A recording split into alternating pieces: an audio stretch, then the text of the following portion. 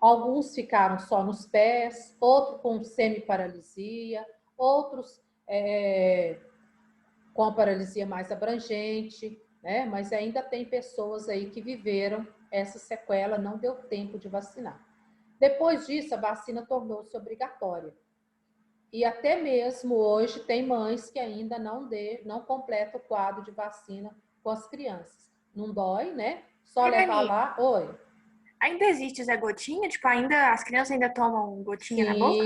Sim, constante. Agora, com esse negócio do Covid, mascarou um pouco, mas tem o quadro de vacinação, que é constante, tem que ter. E a criança vacina, acho que umas 6 doses dessa vacina. Bebezinho, depois maiorzinho, até acho que com 5 anos tem que vacinar, Natália. Ainda Então, tem. eu lembro quando eu era pequenininha, eu tomei, mas tipo, eu não sabia se existe até hoje essa gotinha e tal. Existe. Isso aqui vai ser para sempre, eternamente, né? A raiva nós comentamos, que é um vírus também que ataca mais os animais, mas se esse animal que mordeu uma pessoa, sangue, saliva, vai passar o vírus para a pessoa, né? E a pessoa vai ter os problemas mais graves. O cão, o morcego, né, são reservatórios desse vírus. Eu não sei se vocês viram, já tem aqui, acho que uns 3 anos, eu acho que sim, uma pessoa lá no sertão nordestino, o morcego mordeu esse rapaz e ele foi acometido por esse vírus da raiva. E eu lembro que quando ele saiu do hospital, falou que foi raros os casos igual dele. Quem que mordeu ele? Morcego.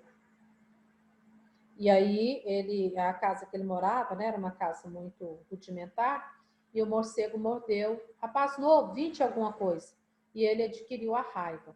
E aí foi levado para um hospital, lá próximo à cidade que ele morava, um sertão nordestino lá da vida. E aí no hospital ele ficou acho que 6 ou 7 meses no hospital. Ficou em coma muito tempo, e ele saiu do hospital com sequelas. Oi. Todos os animais, eles podem transmitir a raiva? Ou somente alguns? Olha, não tem registro de reservatório em todos os animais. Então, a gente focaliza mais o cão e o morcego. São os que mais são reservatórios, tá? Mas a gente não sabe, Gabriela que perguntou, não foi? A gente não sabe se é todos os animais, não, tá? Não tem registro disso, não. Mas, de repente, pode até que seja, né? E aí esse rapaz ficou, então, quase 1 ano no hospital, e ele saiu do hospital, eu lembro o dia que ele tiraram ele do hospital, assim, com o braço torto, o rosto torto, né? Mas ele ainda falava arrastado. O que a raiva causa? Ela danifica os neurônios no cérebro. O vírus ataca o cérebro, igual a paralisia. E aí ela vai danificando todo o funcionamento cerebral. E de acordo com o grau disso daí vai ser a sequela, tá? Tem vacina para cachorro, não tem para humano, não? Não, humano tem soro. Mas quando o ser humano é mordido por um cachorro, ele toma vacina. Toma a mesma vacina, Mas não tem a vacina que eu falo assim, no quadro de vacinação. Não tem. Mas se um cachorro morder, toma um soro, depois ele toma a vacina. Mas aí, por exemplo, eu tenho um cachorro e ele foi vacinado contra a raiva. Ele não tem como me transmitir, então? Não. Porque ia ter os anticorpos, né? Então não tem como transmitir. O vírus não fica nele, entendeu? Porque tem uns E é tão fácil o cachorro tomar vacina, tipo, todo ano tem campanha de vacinação de raiva para cachorro e gato, todo ano. De graça, né? E de graça, de graça, né? exatamente. Verdade. Meu cachorro toma todo ano. O pior, eles vacinam até os cachorros da rua, porque o ponto de vacinação aqui do bairro que eu moro, pelo menos, é lá no estabelecimento do meu pai. Aí, tipo, eles vão sair catando os cachorros na rua e vai vacinando tudo. O pior que eu ia falar, o pior é os da rua. Quando eles pegam os cachorros da rua e conseguem vacinar, ok. E o que eles não conseguem, né? Porque os nossos de casa a gente cuida direitinho, não tem problema, né? Então, a raiva tem o soro, o cachorro mordeu, você não conhece a procedência, vai até lá, toma o soro, toma a vacina depois, tá? Rubéola. Alguém de vocês aí já deu rubéola? Somente as meninas? Não. Hoje quase não tem mais, né? Porque tem vacina também. Bebezinho faz parte do quadro de vacinação. Mas olha aqui, esse aqui deu, parece umas manchinhas vermelhinhas, né? Que dá no corpo, dá muita febre, dá dor no corpo, mas normalmente ela não traz complicações. Agora, nesse caso aqui traz. A mãe gestante que dá rubéola, isso pode passar via placentária, né? Pode afetar a criança, pode levar à morte ou não. Hoje em dia, é muito difícil a gente ver uma situação dessa, porque também entra no quadro de vacinação da gestante, né? E da criança também entra no quadro de vacinação. Então, assim, da mais geração de hoje, essa gestante, com certeza, ela já tomou a vacina contra a rubéola, né? E aí, já é mais...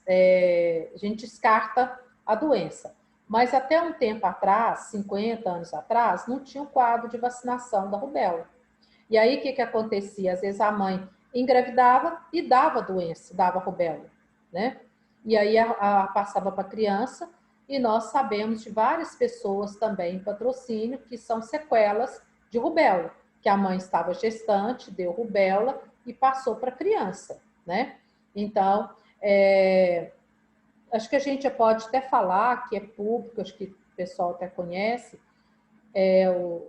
o Walter Guilherme, filho do Dr. Walter, eles criaram a PAI por causa dele. Ele foi vítima da rubéola. A mãe, né, estava grávida dele, deu rubéola e ele nasceu com aquelas sequelas. E depois disso, eles levaram a PAI para patrocínio, né, por causa do Walter Guilherme. Então, o pioneiro ali na PAI é ele, tá? Então, assim, ele ainda conseguiu recuperar muita coisa, né? Uma pessoa, assim, até inteligente, consegue comunicar, locomover, né? Andar sozinho. Mas tem crianças que a sequela fica muito mais forte, tá? Então, rubéola, né?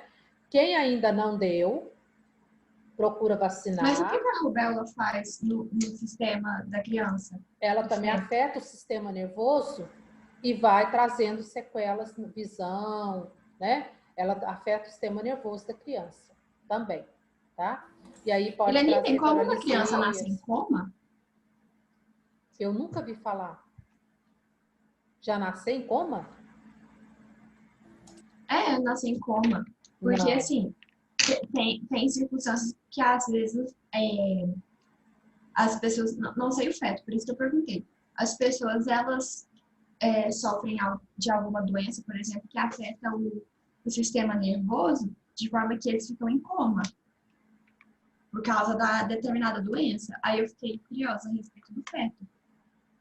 Eu nunca vi falar que o feto já nascesse em coma. Só se for uma coisa assim, uma zika de alta profundidade ou um vírus assim muito agressivo.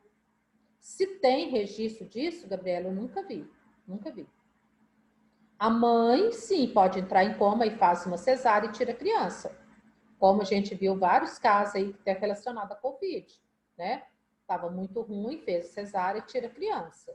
Mas a criança já nascer nessa situação, não sei se tem registro disso. Depois é até bom a gente investigar sobre, mas eu não sei.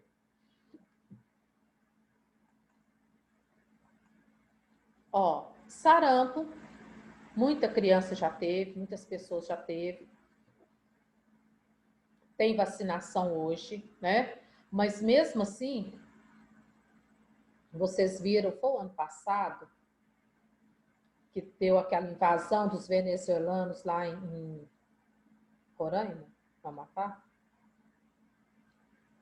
Que eles invadiram, e muitos deles trouxeram sarampo, e eles tiveram que vacinar lá, fazer uma vacinação em massa, em rebanho lá, contra sarampo, porque doença que até um tempo estava, né, paralisada, ela voltou à tona por causa dos venezuelanos que invadiram a cidade lá, e lá, como lá não tem esse quadro de vacinação, não tem esses cuidados, eles trouxeram sarampo, muitas crianças adquiriram sarampo lá.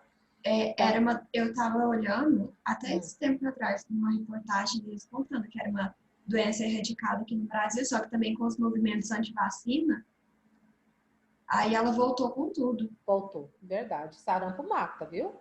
Se tiver uma complicação, se espalhar, né? Mata. Então, por isso que é sério. E aí, igual você falou, ainda tem esse grupo antivacina, né? Muitas mães não levam a criança para vacinar e pode levar à morte, tá? Oi, Dani. Oi. Minha avó fala que quando ela era mais nova, ela teve sarampo. Aí ela tinha que ficar num quarto escuro. Aí, tipo, ninguém podia entrar lá. A mãe dela deixava a comida, tipo, na porta. E ela ia, pegava a comida e, tipo, era bizarro. Tinha que ficar num quarto escuro, não podia ter contato com ninguém, não podia ter contato com a luz do sol. Tipo, bizarro isso. Gente, quantos anos sua avó tem, Natália? 70. Você imagina, há 70 anos atrás, o povo não sabia o que era isso. Então, quando as pessoas tinham umas doenças dessas, o que eles faziam? Isolavam o cidadão. Porque eles não sabiam o que era, morria de medo de pegar, né? Não sabiam o que fazer, como tratar. Mas aí como é que a sua avó se recuperou desse jeito, Natália? Não, aí Mas tem remédio, né? recupera, você sabe por quê? O sarampo, E como é também com o doença, tempo. doença virótica é 7 dias, 10 dias. O próprio organismo, né? Porque é até considerado como aquele quadro de doenças benéficas. Sarampo, rubéola, catapora, né? É considerado de doenças benignas, que seja, o organismo cria a própria defesa, reage contra, sem maiores consequências. Sem maiores consequências, tá? Agora, para ter maior consequência, a pessoa tem que estar mais debilitada, com baixa imunidade, não alimentar direito, porque do contrário, né? Eu falo porque eu tive sarampo. Gente, olha só, eu tive sarampo, eu tive cachumba, eu tive rubéola. Então, tive todas essas doenças, né? E o tratamento era assim, beber muito líquido, tentar alimentar da melhor forma possível, repouso, o organismo não gastar muita energia e recuperar. Então, é 7, 8 dias, o organismo rebela contra isso aí e dá a volta por cima. Mas o que faz uma doença ser considerada uma doença benigna? É porque o organismo cria a própria defesa sem ter a doença, sem complicação, sem precisar de vacina. Por isso que eles acreditam que seja benigna, porque aí o organismo sozinho, ele se defende e acabou, não tem mais dessa doença. Aí você fala assim, ó, mas não, a vacina, né? A vacina a gente vai tomar o vírus. Não seria melhor? Lógico que seria melhor eu vacinar do que eu ter doença. Mas antigamente, como não tinha as vacinas, então eles chamavam de doença benigna. Era a própria vacina do organismo, né? Que ele criava essa resistência aí. Depois a gente tem a SARS, síndrome respiratória aguda, né? Que também pode ser doenças viróticas aí, uma gripe mais forte, a própria H1N1, a própria Covid, né? É desse grupo aqui, tá? Varíola. Gente, olha isso. Parecendo um tanto de verruga, né? Dá essas bolhas aí infecciosas bem grandes. Já matou muitas pessoas aí também no Brasil, né? Já matou muita varíola. O pessoal morria de medo dessa doença, até que surgiu também vacina, tá? Isso aqui infesta, o vírus passa depois para a corrente sanguínea, toma conta do corpo, né? E matou muitas pessoas. E eu quero terminar falando delas. As verrugas são vírus. Hoje tem uma medicação que você coloca que queima essa verruga, né? Então ela pode dar em qualquer parte do corpo, inclusive nas genitálias. Nas genitálias ela se torna mais grave, né? Porque ela pode ir fechando, ela vai contaminando, esse vírus passa para dentro do corpo, ganha corrente sanguínea, né? E se instala em outros órgãos. Então é mais complexo, tá? Então, toda Irani, verruga... uma pinta que acaba crescendo, ela é uma verruga? Depende, se ela crescer, como se diz, para cima, sim. Agora, quando ela expande lateralmente, não. Tá? Depende como ela cresce. E essa verruga, se ela tornar aquela coloração escura, preta, ela é péssimo sinal. Enquanto ela tá Então, assim, porque, ok. igual, por exemplo, eu tenho uma pinta nas costas, antes ela era uma pinta mesmo, você não sentia ela. Aí, hoje em dia, ela tem um relevozinho. É tipo, meio que cresceu, mas não cresceu pra virar uma Sim, verruga sim. grandona. É igual eu tenho essa aqui também, ó, no nariz, né? Começou com a pinta, você passa a mão, você sente que ela tem um pouquinho, como você falou, um pouquinho saliente, né? Uma pequena saliência, mas não saiu disso. Já consultei com o dermato, olhou, não tem nada a ver, entendeu? Aí a gente tem que acompanhar, né? Então, talvez ali estava para nascer uma verruga e nasceu uma pinta primeiro, depois que nasceu a verruga. Pode ser, uma sobre a outra, sobrepor. Certo? E nós temos o HPV, né? Que essas verrugas genitais, e tem um vírus HPV que toma o colo do útero, né? Que passa dentro do organismo também, que pode virar câncer, né? Isso aqui pode virar câncer. Então, são essas as doenças viróticas. Lembrando a vocês que, nesse quadro de doença virótica, profilaxia, vacina, evitar contato com pessoas doentes, né? E evitar tocar, né? O toque, a gente evita essas doenças. Grande parte delas, igual sarampo, rubéola, a cachumba, né? É por tosse, é por secreção, por espirro da pessoa que isso sai e espalha, né? A própria gripe. Então, é assim que a gente pega do outro. Então, cuidados para a gente não se contaminar. Então, a melhor forma, hoje nós sabemos que agora, a partir de agora, vai ser usar a máscara. Se uma pessoa estiver gripada, né? Eu, pelo menos, se eu estiver gripada, eu não vou sair sem máscara mais, já que a máscara agora não é vergonha mais. Ela é um acessório nosso, né? Ela já vai fazer parte do nosso kit de acessório. Então, é ter os cuidados preventivos mesmo. Nem tudo tem vacina. Para aquele que não tem vacina, um cuidado redobrado, tá? Cuidado redobrado. Para quem tem vacina, então a gente vai vacinar, mas também, né, não precisa ficar abusando dos contatos, né? Podemos afastar dos contatos, ok? Então, agora, terceiro ano, eu quero, depois eu vou colocar no grupo, que vocês façam essa atividade de vírus, viu? Depois eu vou colocar no grupo as páginas para terça-feira que vem, tá? As atividades. Você acabou o capítulo de vírus hoje, agora? Isso, acabei agora. Tá bom. Falei sobre as viroses e sobre os vírus. Então, aí tem as atividades, que não são muitas, página 49 até página 51. Tá? Poucas questões que vocês vão fazer. Agora, então, vocês vão voltar lá na frente A. Oi, Iranice, manda lá no grupo. Vou mandar. A hora que terminar a aula, eu coloco, tá? Página 29 agora. Ácidos nucleicos. Vou buscar aqui, só um minutinho.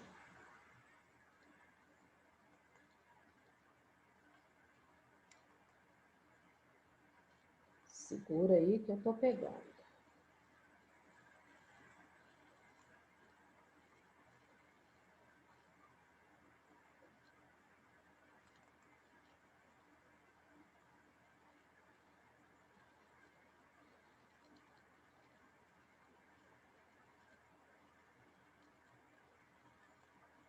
Então, vamos aí. Não é novidade para vocês também, né? Vocês viram aí, então nós vamos recordar aqui. Toda vez que a gente fala em ácidos nucleicos, a gente vai lembrar do famoso DNA, a molécula da vida, né?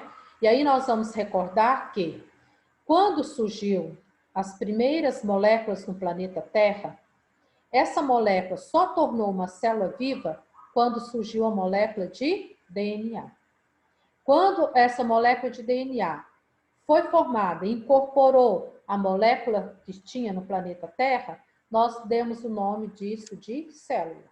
A célula só foi possível ser um ser vivo, chamada de célula como ser vivo, quando ela ganhou um dia a molécula de DNA. Então, é uma molécula bastante famosa, bastante trabalhada hoje dentro da biotecnologia, né? O homem já consegue trabalhar bem com essa molécula e ela é a molécula da vida, vamos assim dizer. As nossas características hereditárias estão cravadas aqui dentro dessa molécula. Tudo que nós temos, tudo que nós somos, o nosso passado, né, está inserido aí. Nem tudo que está inserido nessa molécula vai chegar a manifestar em nós, nem tudo. Mas parte do que está aí vai ser manifestado. E parte vai ficar para as futuras gerações. Então, vamos lá. A molécula de DNA, né? Ela é composta de um grupo, sal mineral, fosfato, um açúcar, que é pentose. Por que esse açúcar é chamado de pentose mesmo, terceiro ano? Quem vai me contar? Por que esse açúcar é chamado de pentose?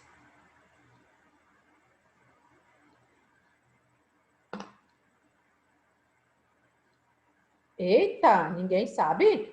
Porque essa fórmula aí é um pentágono. Tá, e o que significa ser uma pentose? É um carboidrato? Ah, pentose, que é um carboidrato com 5 carbonos, tá? Nós falamos lá nos carboidratos as hexoses. Monossacarídeo, disacarídeo, polissacarídeo. Agora, a pentose, nós vamos falar dela agora. Então, a pentose é um carboidrato com 5 carbonos, que faz parte da composição da molécula de DNA. Mais uma base nitrogenada. Então, aqui eu tenho o esquema da composição química da molécula de DNA, que é o fosfato, isso aqui é igual para todos. A pentose, que eu tenho ribose, se for para o RNA. Desoxirribose, se for para o DNA. Então, a ribose é diferente, o açúcar. Quando eu estou tratando de DNA, eu falo desoxirribose. Quando eu estou tratando de RNA, eu falo ribose. E as bases nitrogenadas, que também são específicas de DNA para RNA. Então, aqui está a composição.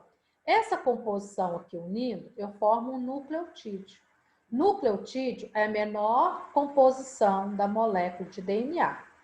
Uma molécula de DNA tem centenas e centenas e centenas de moléculas de nucleotídeo. Cada molécula de nucleotídeo, por sua vez, é composto de 3 componentes: um fosfato, um açúcar e uma base.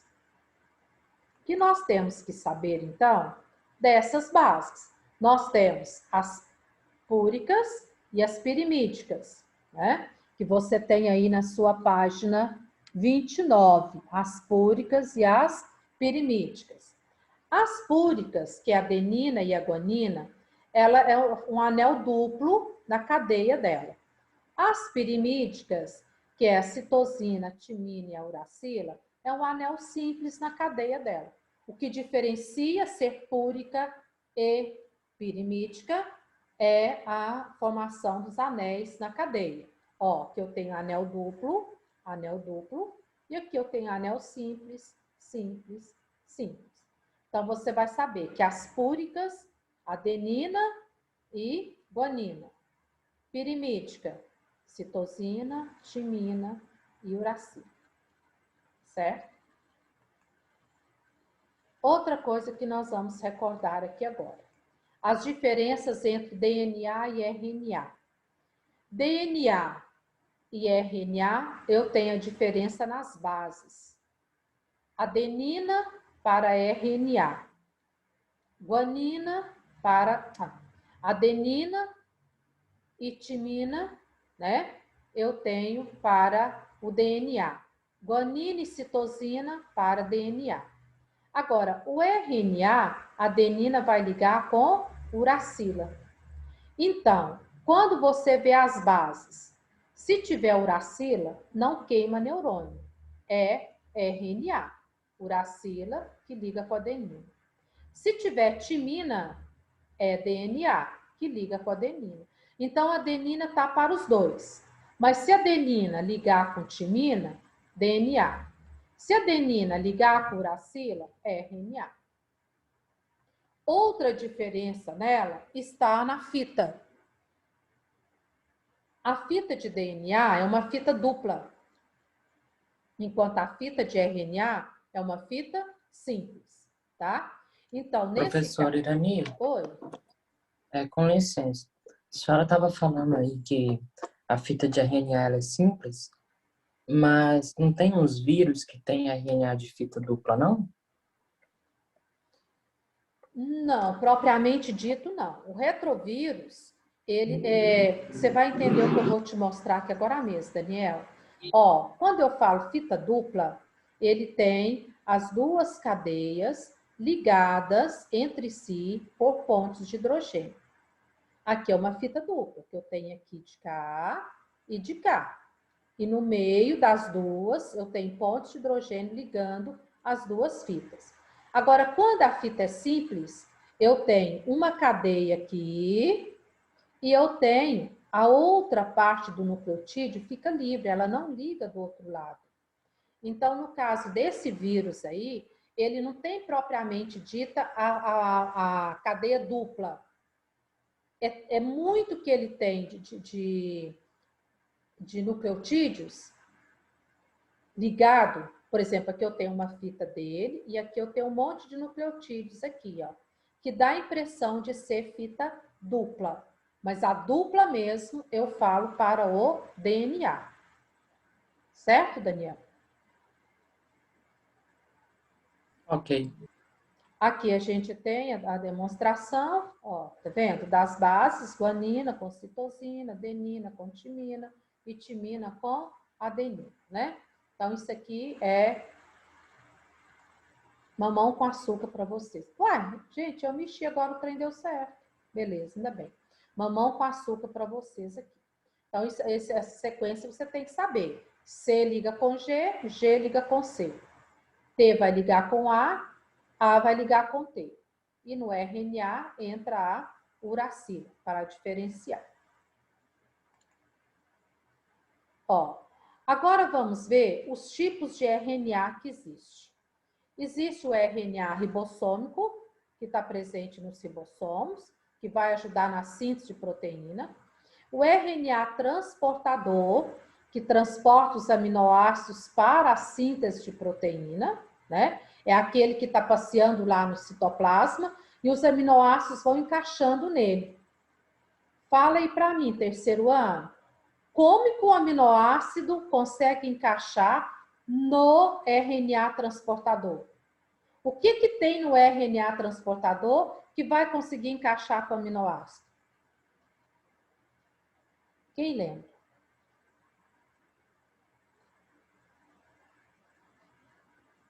A senhora pode repetir a pergunta, por favor? Sim. Eu tenho o RNA transportador. Imagina que esse aqui é o RNA transportador. Ele tem a função de transportar os aminoácidos até o ribossomo para a síntese de proteína. Como que o aminoácido vai encaixar nele? Como que o aminoácido sabe que ele tem que encaixar nesse RNA transportador? Tem alguma coisa a ver com os anticódons? Tem. O aminoácido ele fica encaixado naquela parte que acho que é uma tríade, né? É ACC. Isso. Adenina, citosina, citosina? É uma delas. Isto, no RNA transportador, a gente tem o anticódon, que é uma tríade, uma trinca de bases, né? Ó, então, nessa trinca aqui, de acordo com essa trinca, vai ser um encaixe com o aminoácido. Cada aminoácido tem o seu encaixe específico, né? Por exemplo, CCA é uma tríade, uma trinca de bases, onde ali vai encaixar um aminoácido específico para aquela trinca. Ok. Então, nesse aminoácido transportador, existem muitas e muitas trincas de base. Para que, à medida que ele vai passando, os aminoácidos estão ali. À medida que ele vai passando, os aminoácidos vão grudando nele, de acordo com a trinca de base específica dele, tá? Aí sim, aí depois que esse aminoácido, esse RNA transportador está carregado de aminoácido, ele vai então levar para o RNA realizar a síntese proteica. E eu tenho o RNA mensageiro. O RNA mensageiro é aquele que sai da cola do DNA. Aqui eu tenho o DNA. A primeira cola, a primeira produção de RNA aqui é chamada de mensageiro. Para que ele serve? Ele vai levar a mensagem do DNA para o citoplasma. Que mensagem é essa? São várias.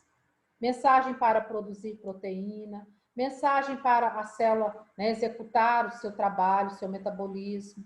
Então, tudo que a célula vai fazer vai depender do que o RNA vai levar, o mensageiro vai levar para ela. Então, o DNA que vai mandar, produz mais proteína tal, realiza mais metabolismo tal, né? Então, quem vai ser esse pombo correio é o RNA mensageiro. Porque o DNA nunca sai do núcleo. Ele sempre permanece no núcleo. O RNA mensageiro é que sai do núcleo, levando diretamente a mensagem do DNA para a citoplasma. Levando também diretamente a mensagem do DNA para o RNA transportador. Ó, preciso de transportar tais aminoácidos para produzir tais e tais proteínas. Então, esta é a função do DNA. Ok? Tá. Então, para a próxima aula, vocês vão fazer essa atividade que eu vou colocar lá no grupo, as páginas, tá? E eu quero que vocês dêem uma lidinha também na tradução e na transcrição, que nós vamos falar disso na próxima aula. O que é uma transcrição e o que é uma tradução, que é muito importante esse conteúdo, certo? Na próxima aula, então... Eles dois com o Robson. Robson no Roberton.